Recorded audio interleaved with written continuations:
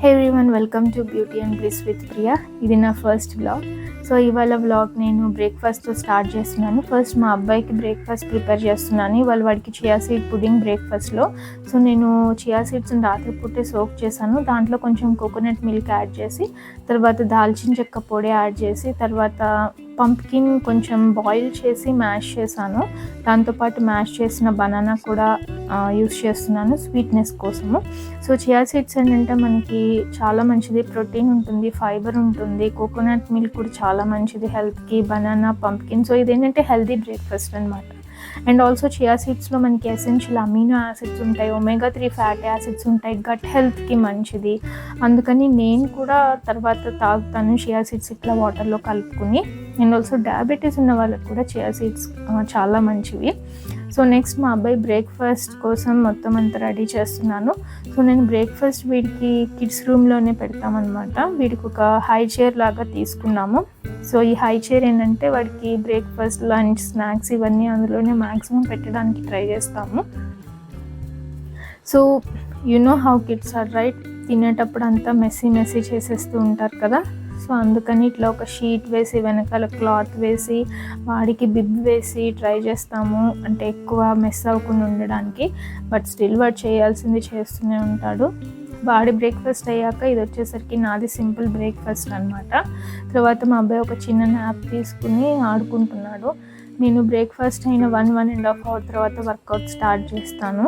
So simple work out, ఒక half an hour 40 minutes చేస్తాను. నాకు బ్యాక్ పెయిన్ స్టార్ట్ అయిన దగ్గర నుంచి నేను ఇట్లా యోగా వర్కౌట్ చేయడం స్టార్ట్ చేశాను. హెల్ప్ అయిందా యోగా అండ్ దిస్ వర్కౌట్ అంటే?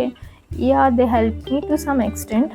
బేసికలీ మజిల్ స్ట్రెంథనింగ్కి and also muscle loosen up అవ్వడానికి నాకు హెల్ప్ అయింది. సో అందుకని నేను డెలివరీ అయిన తర్వాత అయితే నాకు కుదరలేదు. రీసెంట్గా మళ్ళీ స్టార్ట్ చేశాను వర్కౌట్ చేయడము.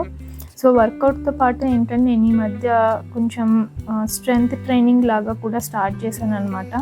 ఇవేమీ పెద్ద వెయిట్ ఉన్న డంబెల్స్ కాదు, 2 kg డంబెల్స్ అవి. సో మనకి 30s 40sలో మనం మజిల్ మాస్ లూజ్ అవుతాము. సో మజిల్ స్ట్రెంగ్తన్ చేయడం చాలా ఇంపార్టెంట్. అందుకని స్ట్రెంగ్తనింగ్ ఎక్సర్సైజెస్ చేస్తున్నాను, నా బ్యాక్కి కూడా మంచిదని. వర్కౌట్ అయిపోయిన తర్వాత నెక్స్ట్ ఫ్రెషన్ అప్ అయ్యి బాడీ లోషన్ అప్లై చేసుకున్నాను. ఇదేంటంటే అండర్ ఆర్మ్ రోల్ ఆన్ అనమాట. AHA PHA ఉంటాయి ఇందులో. నాకు రీసెంట్గా కొంచెం మెలాజ్మా లాగా డార్క్ ప్యాచెస్ రావడం స్టార్ట్ అయ్యాయి. మరి హార్మోన్స్ వల్ల లేదా సన్ స్క్రీన్ ఈ మధ్య కొంచెం నెగ్లెక్ట్ చేశాను, దానివల్ల నాకైతే తెలీదు. అందుకోసం నేను ట్రానెక్సామిక్ యాసిడ్ సీరం యూస్ చేస్తున్నాను. దీని తర్వాత నేను మినిమలిస్ట్ సన్ స్క్రీన్ యూస్ చేస్తున్నాను. ఇదేంటంటే చాలా థిక్గా ఉంటుంది.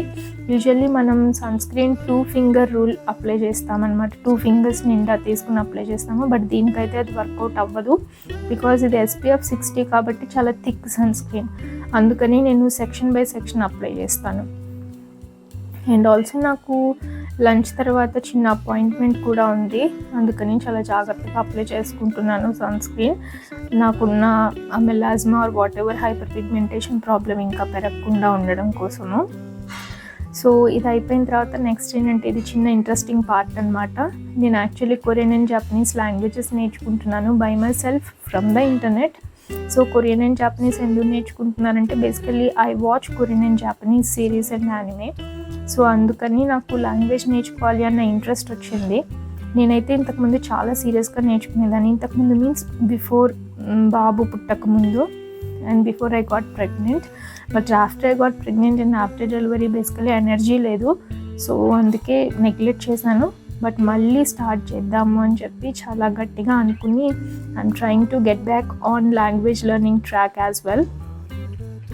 So that's it for today's vlog. ఇక్కడి వరకే రికార్డ్ చేశాను. మీకు ఎట్లా అనిపించిందో చెప్పండి.